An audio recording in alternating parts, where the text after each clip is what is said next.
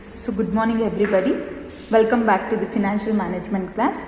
So yesterday we learned about the meaning of financial management, meaning of business finance, aims of finance function, approaches to finance function, and we have started with objectives of financial management.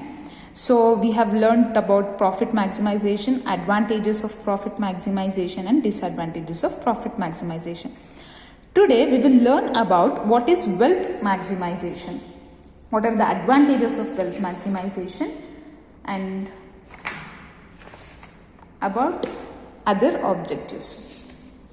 So what is wealth maximization? Wealth maximization refers to gradual growth of the value of assets, increase in the value of assets of the firms in terms of benefits it can produce. Any financial action can be judged in terms of the benefits it produces, less cost of action. The wealth maximization attained by a company is reflected in the market value of the share.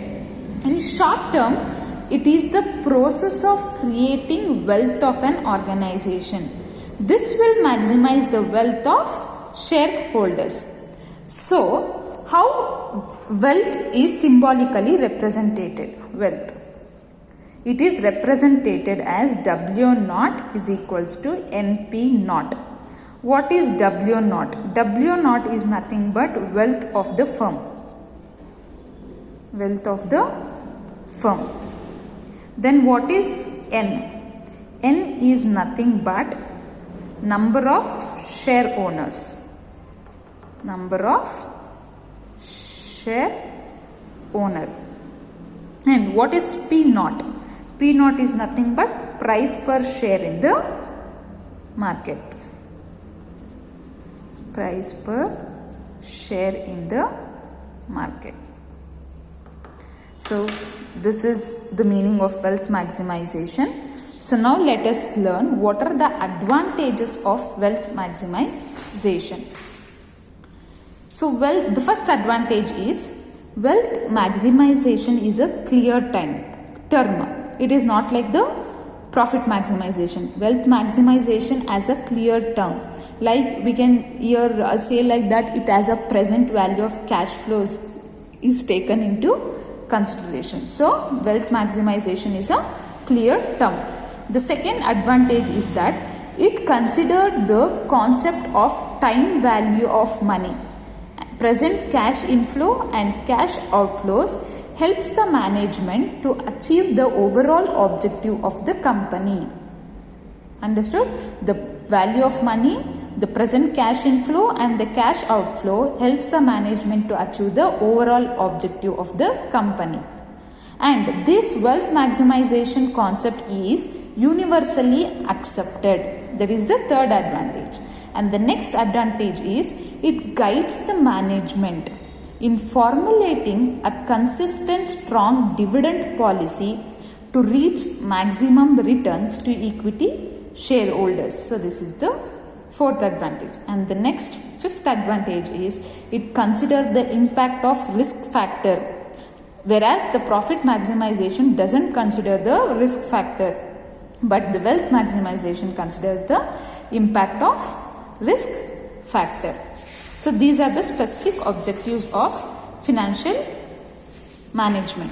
Then what are the other objectives? The other objectives are balanced asset structure, judicial planning of funds, efficiency, financial discipline, liquidity. So those are the other objectives. So now we have finished with objectives of financial management.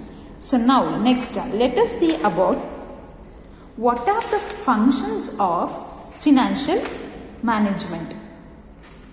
Okay. So now let us see what are the functions of financial management. The first function is that the estimation of capital requirement. The estimation of capital requirement. What is estimation of capital requirements? It is the estimations have to be made in an adequate manner which increases the earning capacity of the enterprise. So that is nothing but the estimation of capital requirements. Next, determination of capital composition. What is this? Once the estimation has been made, the capital structure has to be decided. That is nothing but the determination of capital composition. The next one is choice of sources of fund. So what is choice of sources of fund?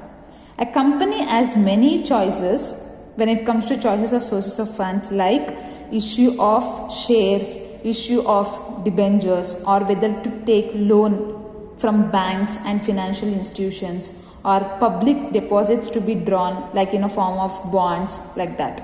So that are the choice of sources of funds. The next one is investment of funds. So what is investment of funds? The finance manager has to decide to allocate funds into profitable ventures. Okay.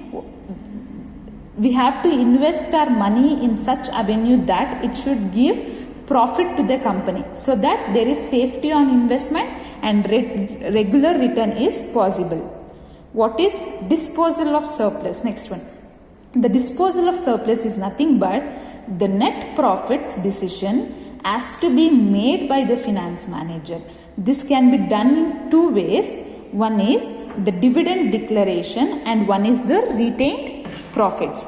Okay, the dividend declaration and the retained profits. What is dividend declaration? Dividend declaration is nothing but it includes identifying the rate of dividend and other benefits like bonus. So that is dividend declaration. Dividends which are paid to the shareholders. What is retained profit? Retained profits are nothing but the volume has to be decided, which will depend upon expansion, innovational and diversification plans of the company. So the retained profits will be used for the expansion of the company, or for the innovational activities, or for the diversification plans of the company. The next one is what is management of cash. The next function is the management of cash. It's nothing but finance manager has to make decision with regards to cash management. Okay, how the cash has to be managed in the company on a daily basis. Next, last function of financial management is financial controls. The finance manager has not only have to plan, but he also have to plan, procure and utilize the funds, but he also has to exercise control over finance. Once again, I will repeat what is financial controls. The finance manager has not only to plan, procure and utilize the funds, but he also has to exercise the control over finance. How efficiently that finance is used in the company. So these are the functions of financial management.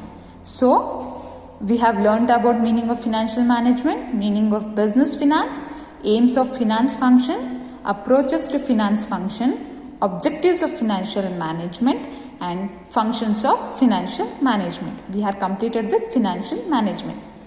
The next topic is the financial decisions. So the next topic is the financial decisions. So what is financial decision? Financial decision refers to the decision concerning financial matters of the business concern. So what is concerned with? It is concerned with the decisions of financial matters of the business concern. So that is the meaning of finance decision. Now, we have three types of financial decisions. All three decisions directly contribute to the corporate goals of wealth maximization. So what are these three financial decisions? Investment decision, financing decisions and dividend decisions. So now let us learn one by one what is investment decision, what is financing decision and what is dividend decision. So now what is investment decision? Investment decision refers to the activity of deciding the pattern of investment. It covers both short-term investment decision and long-term investment decisions. The long-term investment decision is referred to as the capital budgeting, and the short-term investment decision as working capital. So here in investment decisions we have two patterns, that is the short-term investment decision and the long-term investment decision. Okay, the long-term investment decisions talks about the capital budgeting, and the short-term investment decision talks about the working capital management of the organization. So this is nothing but the investment decision. Then what is financing decisions? Financing decisions is nothing but it is another important decision where a business concern has to take maximum care in financing different proposals. Okay, what is this different proposals? The combination of debt to equity directly, which contributes to profitability of the business unit and reduces the financial risk. What are those financing different proposals? One is the combination of debt to equity, which directly contributes to the profitability of the business unit and reduces the financial risk. And the instrument that is to be selected must aim of the maximizing the returns to the investors and to protect the interest of the creditors by making on-time payment to the creditors. This is nothing but financing decisions. Now, the next one is dividend decisions. What is dividend decisions? Dividend decision is nothing but it is a part of profits which are available for distribution to the equity shareholders. So this is nothing but the dividend decision. What is dividend decision?